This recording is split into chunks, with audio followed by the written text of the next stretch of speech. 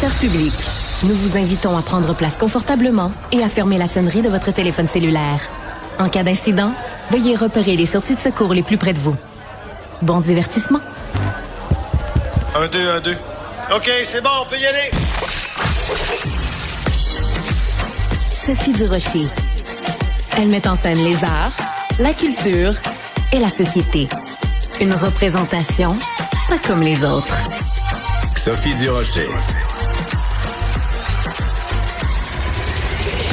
Bonjour tout le monde, très contente de vous retrouver. Vous savez, à l'émission, j'aime ça des fois avoir des sujets légers.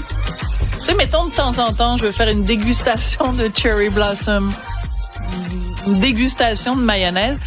Il y a des jours où il faut des sujets légers et il y a des jours où il faut des sujets plus graves. Alors, vous le savez, très bientôt, ça va être le 8 mars, la Journée internationale des droits des femmes. Je le spécifie à chaque fois parce que des fois, il y a des gens qui disent la Journée internationale de la femme. C'est pas comme la journée des secrétaires. Vous offrez pas des fleurs aux femmes de votre vie le 8 mars. Le 8 mars, c'est une journée pour réfléchir aux droits des femmes. Et nous, on va le faire un petit peu à l'avance parce qu'aujourd'hui, à l'émission, on va parler d'avortement. Vous le savez, aux États-Unis, le droit à l'avortement est plus que menacé depuis qu'on a, enlevé l'amendement Roe versus Wade. On se pose évidemment la question, à quoi ça ressemble ici au Québec? Est-ce qu'il y a un problème d'accessibilité? Puis comment ça se passe dans les cliniques où on pratique l'avortement au Québec? Et on va en parler dans quelques instants. Mais d'abord, Cybèle, j'aimerais ça, moi, entendre les auditeurs, les auditrices sur le sujet de l'avortement. Oui, bien, il t'a dit, c'est un sujet grave, des fois. Oui. Mais je pense qu'il y a aussi, des fois, des portions moins graves de ça. Puis c'est peut-être là aussi le but du documentaire, d'entendre que c'est quelque chose qui est normal, qui peut se faire, qui est accessible, puis parler de la chance qu'on a de le faire aussi. Donc, que vous ayez une histoire qui est peut-être touchante, même peut-être traumatisante pour vous, ou une histoire pour nous dire, hey, des fois ça se fait, puis ça se fait bien, puis on est accompagné, puis ça s'est bien passé, et c'est vraiment juste tout. C'est ça aussi qui est important d'entendre. Donc, si vous voulez partager des témoignages avec nous, si vous voulez nous raconter l'histoire qui vous est arrivée peut-être à une amie, à une blonde, à une mère même, écrivez-moi, ou même encore mieux, appelez-nous si vous voulez parler directement à Sophie et raconter votre histoire. Je vous le répète, c'est le 1-877-827-2346. Donc, on va être là pendant les 20 prochaines minutes pour prendre vos appels et vos textos. Et je me permets de rajouter, Cybèle, on veut vous entendre si vous êtes une femme et aussi si vous êtes un homme. Parce que dans ce documentaire très, très bien fait dont on va parler dans quelques instants, qui s'appelle « Libre de choisir », on donne aussi la parole à un homme qui est avec nous et qui témoigne là-dedans parce qu'il y a quelques années de ça, sa conjointe s'est fait avorter. Donc, il s'appelle Patrick Marcelet. Vous le connaissez bien sûr comme animateur et toutes sortes d'autres chapeaux. Patrick, merci beaucoup d'être là en personne. Est-ce que je me trompe ou juste même le fait d'en parler, ça t'humidifie les yeux? Ah oui, c'est clair. Oui. Je disais justement à Julie et à Élise tout à l'heure que je l'ai fait ce matin, puis à la radio aussi, puis effectivement, juste de l'évoquer encore, de me souvenir de me souvenir de Zoé, de me souvenir de la maman. C'est surtout ça, tu sais, de son état, de comment elle se sentait, de me souvenir de la décision qu'on avait prise ensemble, puis qui est déchirante, qu'on le veuille ou non, là, tu sais. Juste ça, juste de se replonger là-dedans, ça, ouais, c'est sûr que ça m'émeut à chaque fois. Ben oui, c'est clair. Ben, je l'apprécie d'autant plus que tu sois là aujourd'hui parce que j'ai vu le documentaire. J'ai été très touchée par ton témoignage et je trouvais ça important parce que évidemment, quand on parle d'avortement, ben, on parle d'un bébé ou d'une grossesse à tout le moins et ben, ça prend un papa puis une maman pour faire un bébé. Donc, c'est important aussi d'avoir la voix des hommes. Donc, merci beaucoup d'être là et d'être là surtout en studio. Mais évidemment, il y a les deux réalisatrices du film, Julie Boisvert et Élise Ecker-Lambert. Donc, Julie, vous êtes à ma gauche. Élise, vous êtes à ma droite. Alors, je veux dire le titre exact de votre film, ben, c'est important. Ça s'intitule « Libre de choisir » aux premières lignes de l'avortement. Donc, plusieurs informations d'abord. Ça va être projeté en grande première ce soir à la Cinémathèque québécoise. Ensuite, ça va être en salle dès le 7 mars. Vous allez pouvoir le voir à la Cinémathèque québécoise. Il est diffusé aussi ce soir sur ICRDI, ici tout.tv. Et le samedi 8 mars, donc la fameuse Journée internationale des droits des femmes, sur ici Radio-Canada Télé. Bon, ça, c'est toute la cuisine. Maintenant, ben, je veux commencer en vous disant, est-ce que vous avez fait ce film-là, où on rentre dans des cliniques d'avortement, parce que vous étiez inquiète pour l'avenir de l'avortement au Québec? Ben, inquiète. Enfin, on était préoccupés. Oui. Et je pense que maintenant, on est devenu un peu inquiète. Dans le sens que ce documentaire-là, cette idée-là, elle a germé il y a quand même 3 ans, même presque 4 ans. C'était avant le renversement. Exactement. Oui.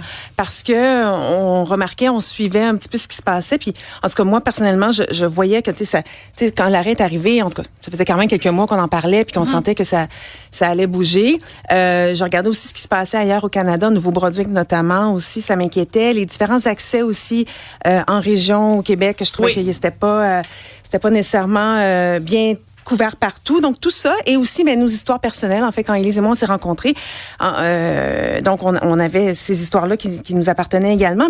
Et on s'est rendu compte que, tu sais, sur le plan politique, sur le plan législatif, on en parle de l'avortement. 9 Québécois sur 10 sont en faveur de l'avortement et tout ça. Mais on s'est rendu compte que, sur le plan personnel, on parlait peu de nos histoires. Et avec ce qui s'est passé aux États-Unis, ce qui se passe aux États-Unis, en fait, je pense que autant on était préoccupés, en tout cas, moi, j'étais préoccupée, et là, je suis inquiète parce que maintenant, on est tellement étonnés avec différentes choses qui se passent, des bouleversements, que chaque jour amène son lot de surprises en venant du sud de la frontière. Ouais. Élise, Julie vient de le dire, ça part de vos histoires personnelles. Donc, dans quelle mesure je peux aller là? C'est-à-dire, est-ce que j'ai le droit de vous poser la question à toutes les deux? Oui. Est-ce que vous êtes toutes les deux, vous avez à un moment donné eu recours à l'avortement? Oui, moi, j'ai eu recours à l'avortement en 2019. C'était avec mon conjoint. On était dans une relation stable. Ça allait bien. C'est juste que c'était pas le bon moment. Puis, moi, je me rappelle à l'époque que il y avait certainement peut-être pas une culpabilité, mais un sentiment de ne pas en parler, donc d'isolement. Mm-hmm. Puis, en fait, je me suis dit, quand on en a parlé, Julie et moi, je me suis dit, c'est peut-être l'isolement un peu aussi, le fait qu'on n'est pas capable d'en parler qui fait que ça va un peu menacer un peu ce droit-là. Donc, aujourd'hui, pour moi, c'est pas un tabou. Puis je veux dire, chaque histoire est personnelle. On n'est pas obligé d'en parler non plus. Ça peut être quelque chose d'assez intime. On n'est pas obligé d'en parler et on n'est pas obligé de dire pourquoi on l'a fait. Non, c'est ça. Ça nous appartient après. C'est ça. Puis je pense que chaque raison est la bonne. Là. Les femmes savent ce qu'elles font quand elles vont là. La décision est prise. Donc, je pense que ça, c'est une des choses souvent qu'on s'est rendu compte dans le documentaire. Il n'y a pas un profil d'une femme ou une raison plus qu'une autre. C'est vraiment chaque décision est la bonne. D'accord. Alors, moi, c'est juste arrivé comme ça, mais je me suis jamais fait avorter. Mais je remarque quelque chose, par contre, avec mes amis de filles, c'est on en parle très peu. C'est fou quand même. On se dit, on est en 2025. C'est pas, tu sais, t'es vraiment un 5 à 7 en train de prendre un martini. Ah oui, moi, quand je me suis fait avorter, c'est vraiment quelque chose dont on parle peu, malgré tout. C'est pour ça que votre documentaire est intéressant, parce qu'il y a plusieurs femmes qui témoignent à visage découvert, entre autres l'ancienne syndicaliste qu'on connaît bien, Monique Simard, et plein d'autres femmes, des plus jeunes. Donc, on va écouter un extrait de ce documentaire extrêmement important qui s'intitule « Libre de choisir aux premières lignes de l'avortement ». On n'a jamais vraiment demandé de le raconter. Puis j'ai pas pensé que c'était nécessaire. Mais là, je pense que c'est important que le plus de femmes possible prennent la parole. J'avais 19 ans, on était en 69. Ouf, c'est bizarre, hein, d'en parler plus librement comme ça. Tu te couches sur le dos, tu t'écartes les pattes sur l'étrier, fait que t'es comme couché, puis tu dis, là, il joue de la petite musique, fait que toi, tu dis, je me disais, concentre-toi juste sur... Puis je pleurais, tu sais. Alors, la femme qu'on vient d'entendre, c'est Zoé Latraverse, qui est une amie à moi que je salue. Bonjour Zoé, qui témoigne. Et le conjoint, à l'époque, de Zoé, c'était toi, Patrick. Et je m'excuse, j'ai l'impression de prendre un couteau puis de te le planter dans le cœur parce que ça vient encore te chercher. Donc, parle-nous à cœur ouvert. Qu'est-ce qui vient te chercher à ce point-là, Patrick? Il y a tellement de choses qui viennent me chercher. Tu sais, moi, à l'époque, quand Zoé, quand on a décidé qu'on n'allait pas avoir cet enfant-là, on venait de se rencontrer, Zoé et moi. Ça faisait pas très longtemps. Sauf que moi, ça faisait longtemps que je voulais avoir un enfant. Très, très, très longtemps. J'avais 32 ans à l'époque. Je me disais, tu sais, puis tu commences à regarder ça, puis tu dis, OK, t'es un peu là. C'est quand Zoé m'a dit, OK, je suis enceinte, je me dis, c'est peut-être la dernière chance. Tu le sais pas à ce moment-là, tu sais. Et donc, Zoé était pas prête. Puis moi, je l'étais, Zoé l'était pas. Puis c'est correct comme ça, tu sais. Fait qu'on a pris la décision parce que, puis je l'ai dit, je l'ai dit, tu sais, je veux dire, si la maman est pas prête à avoir un enfant, tu sais, le gars a beau l'être, ça part mal pareil sur un moyen temps, tu sais. Oui. Alors donc, on a beau dire que c'est une décision de groupe, moi je pense que c'est d'abord et avant tout aussi la décision finale revient à ta blonde, à ta femme, tu sais. Et donc voilà, fait que c'est sûr que je me souviens que à ce moment-là, je m'étais dit, ben, coudonc, ça sera peut-être la chance que j'aurai jamais au bout du compte. Fait que c'est pour ça que ça m'avait beaucoup fait de quoi à ce moment-là. Ça me fait encore de quoi. Puis ça me fait encore de quoi parce que, au bout du compte, si on l'avait pas fait, ben, j'aurais pas ce beau grand garçon aujourd'hui qui a 24 ans puis qui s'appelle Noah, qui est arrivé finalement quelques mois plus tard parce que ce qu'on avait pris comme entente, Zoé et moi, cela étant dit, c'était, ben, écoute, parfait, on le fait. Si jamais, d'ici quelques mois, ça recommençait, si jamais tu retombais enceinte, est-ce qu'on peut penser le garder? Puis à ce moment-là, on avait dit, ben oui, on ira de l'avant à ce moment-là. Ce qui est arrivé au bout du compte. T'sais. Puis ça vient me chercher aussi parce que, puis là, je veux pas prendre trop de temps, mais puis c'est pour ça aussi quand Zoé m'a appelé pour me dire, ça te tente-tu de venir le faire avec moi, que j'ai accepté parce que je sais pas comment c'est aujourd'hui pour les hommes qui ont 25, 30 ans, mais moi, dans mon temps, j'entendais des témoignages d'horreur des amis de ma blonde qui étaient pas appuyés par leur chum, qui étaient pas appuyés par... Écoute, j'ai même entendu là une amie de Zoé dont le chum, quelques heures après l'avortement, a exigé d'avoir une relation sexuelle. Arc! J'ai entendu des témoignages comme ceux-là, puis j'ai juste eu envie de dire, « Hey, les boys, c'est important important d'appuyer notre blonde. Puis, ben voilà. Fait que c'est pour ça que tout ça, ça me replonge dans ces moments-là qui n'étaient pas évidents. Mais je trouve ça important que tu sois là. Merci, Maximile, pour les verres d'eau. Je trouvais ça important que tu sois là. Il y a peut-être des gens qui sont en train de nous écouter en disant, coudonc, on fait une émission sur l'avortement, puis on entend juste un gars parler. Mais oui, parce que ce dialogue-là est important. Et ce que Patrick vient d'envoyer comme message, parce qu'il l'envoie aussi comme message dans le film, tu dis dans le film, il y a tellement de gars qui minimisent ça, qui se conduisent en trou de cul. Ça me rend émotif. Donc, vous, la décision, Élise et Julie, quand vous avez décidé de donner entre autres la parole à Patrick, mais il n'y a pas que ça évidemment dans le film. Est-ce que vous vous êtes dit, il y a peut-être des gens qui vont nous le reprocher, des féministes qui vont nous dire, pourquoi vous laissez parler un gars?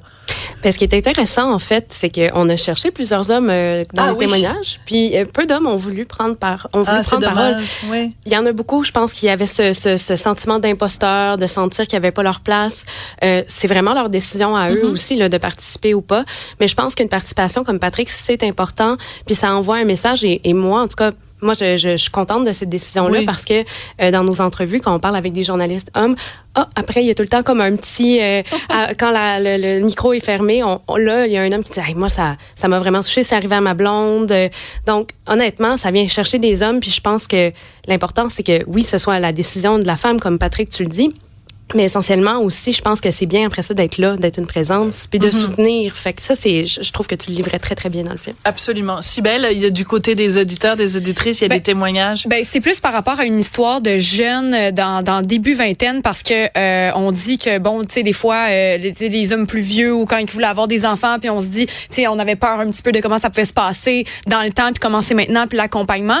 Là, c'est l'histoire de jeunes dont le chum, c'est de début vingtaine, qui a accompagné sa jeune copine qui est allée se faire avorter et qui a insisté pour être là et qui voulait être là, puis que tout s'est vraiment bien passé, qui a tenu à l'accompagner. Fait que tu sais, il y a comme une espèce des fois de décalage d'âge, ou peut-être qu'on je sais pas à quel point on s'adresse directement à eux, on a tendance à critiquer, mais les jeunes en parlent ouvertement, et ça c'est une preuve de ça. Et donc le jeune était là, puis il a accompagné sa blonde, puis tout s'est bien passé, puis il tenait à être là. Donc les jeunes aussi sont sensibilisés à ça beaucoup. Absolument. Alors moi, j'avoue que dans le documentaire, vous allez donc dans différentes cliniques. Il y en a une à Gatineau, il y en a une à Montréal.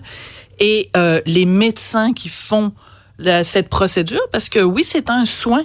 C'est un soin de santé. L'avortement, c'est important de le mentionner parce qu'il y a des médecins qui utilisent cette terminologie-là.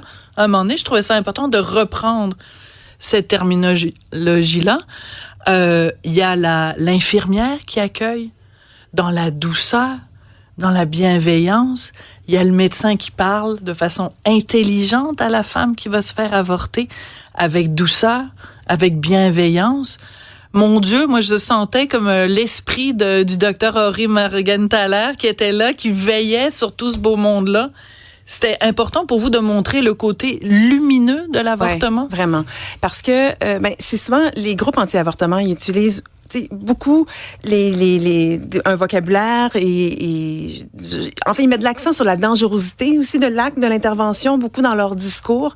Ils parlent beaucoup de cet aspect-là lugubre, des fois ils mettent des images de fœtus et tout ça. Donc dans leur discours, ils vont capitaliser beaucoup sur la peur.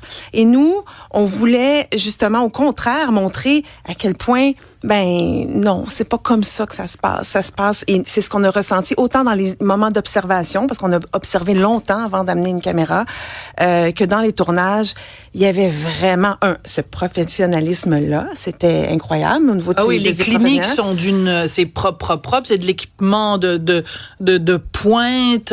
C'est vraiment, là, il peut rien arriver de... Non, exactement. Donc, cette douceur-là, effectivement, ce côté lumineux, le temps qu'elle prenait, et en plus, elles se sentent, ce qu'ils disaient, les professionnels disaient, on se sent tellement, en fait, il y a énormément il y a énormément de gratification à faire ce travail-là parce que les femmes nous remercient tellement, beaucoup plus que n'importe quel autre soin. Donc, c'était tellement agréable d'être dans entre ces murs-là tout le long du tournage. Puis pour nous, c'était important parce que c'est pas ce qui est véhiculé de l'autre côté. Donc, c'est pour ça qu'on voulait un peu, en quelque part, montrer que, luttons contre la désinformation, en quelque part. Absolument. Alors, parlant de désinformation, vous avez donné à quelqu'un, à une femme, une caméra cachée. Et elle est allée, donc, rencontrer... C'est parce qu'il y a beaucoup d'endroits... En fait, il y a seulement 3 endroits au Québec où on donne vraiment des centres d'information sur la grossesse. Si ce n'est pas un de ces 3 centres-là, ce sont des centres qui se font passer pour des centres d'aide à la grossesse, mais en fait, c'est un lobby anti-avortement. Donc, vous avez donné une caméra cachée à une femme qui va dans un de ces centres de lobby. Et qu'est-ce que vous avez découvert, Élise?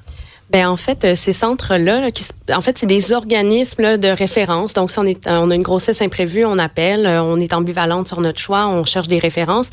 Au téléphone, en premier, ils vont nous donner quelques informations, mais la plupart du temps, ces organismes-là vont nous inviter à aller les rencontrer en personne. Fait que ça se fait en rencontre, un peu comme consultation. Et finalement, dans cette séquence-là, en caméra cachée, on peut voir, il y a beaucoup de désinformation, comme disait Julie, médicale. Là, c'est pas, ils disent que c'est pas jojo et tout ça. L'avortement est une chirurgie, ce n'est pas une chirurgie, c'est une intervention mineure de 10 minutes. Il y a beaucoup de désinformation aussi autour de l'argent. Le gouvernement va te donner énormément d'argent, tu vas avoir des subventions. Je pensais faire de l'argent avec mon enfant. Ça, c'est quand même troublant. Puis, en fin de parcours, là, dans la fin de la rencontre, il y a le petit fœtus, le modèle de fœtus qu'elle montre au nombre de semaines qu'elle est rendue. Et là, elle invite à toucher et tout. Fait qu'on humanise beaucoup aussi le fœtus dans ces endroits-là. On va parler du bébé. Donc, c'est pas nécessairement... C'est ça, ces centres-là, en fait, on a quand même une réserve sur ces endroits-là parce qu'il y a énormément de désinformation. Les 3 centres qui sont pro-choix, qui vont vraiment donner toutes les options possibles, je me permets quand même de les nommer, c'est SOS Grossesse Québec, SOS Grossesse Estrie et Grossesse Secours à Montréal. C'est important.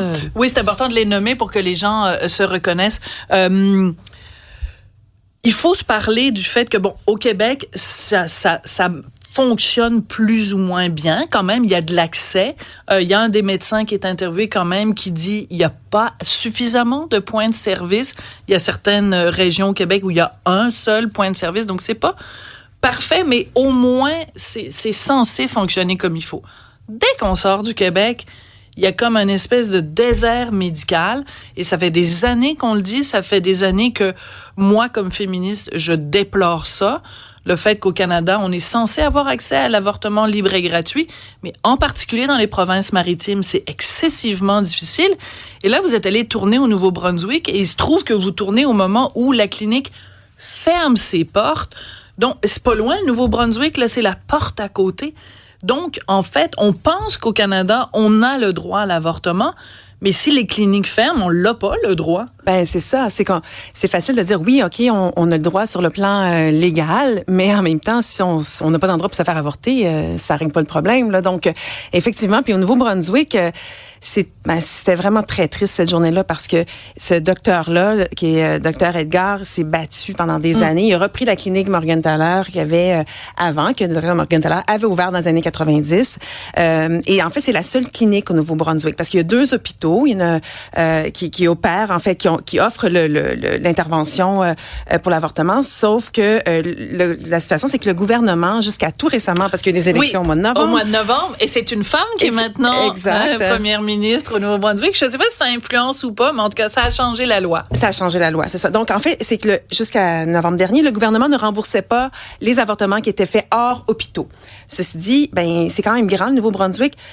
Moncton, c'était Bathurst, c'est ça, Bathurst, c'est Moncton. Et Fredericton, qui est quand même la capitale, il n'y avait rien. Alors, il y avait ces cliniques-là, sauf que, justement, comme le gouvernement ne remboursait pas, mais ça coûtait 800 000 pour les femmes qui venaient avorter. Et ce que le docteur faisait, il puisait à même son fonds pour payer pour ces femmes-là, parce que je peux pas les renvoyer. Voyons donc, je vais les accueillir. Sauf qu'à un moment donné, après une couple d'années, c'était plus viable. Là. Donc, il était obligé de fermer. Et ça, on était là la journée où c'est arrivé. Fait que c'était vraiment triste. Et ce docteur-là avait pratiqué en Colombie-Britannique, en Alberta, et dans toutes les cliniques dans lesquelles il avait pratiqué, les cliniques ont fermé par la suite. Fermé. Alors, c'est intéressant parce qu'il y a donc ce médecin-là qui est un homme qui pratique des avortements. On vient d'évoquer Henry Morgentaler. C'est lui qui a fait changer la loi. Hein. C'est lui qui est même allé en prison, Henry Morgentaler. Et c'est grâce à lui qu'en fait, en 1988, au Canada, on a décriminalisé l'avortement.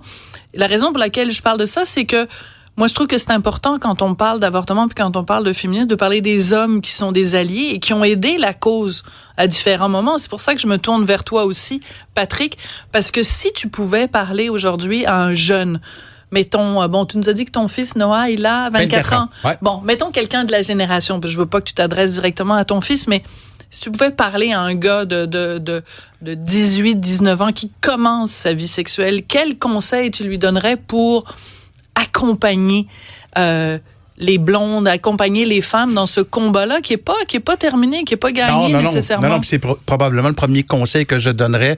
Je réponds pas vraiment à ta question, mais c'est quand même le premier conseil que je donnerais, c'est celui d'être prudent. C'est-à-dire que, tu l'as dit, c'est en 1988 qu'on a décriminalisé la chose. Ça fait pas 252 ans, là. C'est hier. Et pourtant, même si c'est hier, on parle déjà de recommencer à recriminaliser la chose. Je veux dire, c'est dans le discours de certains conservateurs qui sont pro-vie, etc., etc. Donc, l'histoire va vite. L'histoire va très, très vite. C'est ce qu'on nous enseigne, ce que ça nous enseigne. Donc, ça serait peut-être la première chose que je dirais à un jeune de 24 ans, d'être prudent aussi, puis de pas prendre pour acquis certaines choses. Ça, c'est la première des choses. L'autre chose que j'aurais envie de dire, c'est douceur, empathie, compréhension. C'est que ça. Support. C'est que ça. On est là pour prendre la main, accompagner. Puis c'est drôle parce que je sais pas comment ça fonctionne maintenant. Puis une autre des choses qui me met les yeux dans l'eau quand j'entends Zoé parler, c'est que j'étais pas là lorsque j'étais dans la salle d'attente. Je sais pas comment ça fonctionne maintenant. Je sais pas si les hommes peuvent être là ou pas. J'ai aucune idée. Mais d'entendre Zoé parler, puis se dire qu'elle s'est mis les 2 pieds dans les étriers, puis qu'elle s'est mis à pleurer. J'étais pas là pour vivre ça avec elle. J'étais pas là pour lui serrer la main. Puis juste ça, on dirait que ça vient me chercher profondément. Fait que ce qu'on peut faire, du moins, c'est d'être là quand on peut le faire. Fait que manquez pas votre chance, manquez pas votre tour, soyez là avec empathie. Mais en même temps, je trouve que le plus bel hommage, puis tu sais, on se connaît dans la vie de tous les jours, Patrick, c'est pour ça que j'étais très touchée puis je connais Zoé aussi. Mais tu sais, le fait que toutes ces années plus tard, que Zoé, quand elle est contactée pour participer à un documentaire, qu'elle dise, je vais demander à Patrick. Oui. Tu sais, que toutes ces années plus tard, qu'elle veuille que vous partagiez et que vous communiquiez ça ensemble, ça, je trouve que c'est vraiment le plus beau témoignage qu'il peut y avoir de l'importance, justement, d'impliquer les gars dans nos combats, dans nos batailles. Mesdames, bravo. C'est vraiment un documentaire extrêmement important. Moi, c'était la première fois que je voyais vraiment qu'on rentre dans une clinique et qu'on voit ce qui m'a frappé, c'est cette douceur qui émane de tout ça. Puis il y a des femmes qui trouvent ça plus difficile. Il y en a qui se mettent à pleurer, qui se sentent coupables. Mais l'accompagnement de toutes ces femmes, c'est vraiment, c'est une belle histoire. histoire, un beau documentaire, mais qui doit quand même aussi nous inquiéter avec la suite. Je rappelle que ça s'intitule Libre de choisir. C'est diffusé donc à partir d'aujourd'hui. Vous allez pouvoir aussi à la Cinémathèque.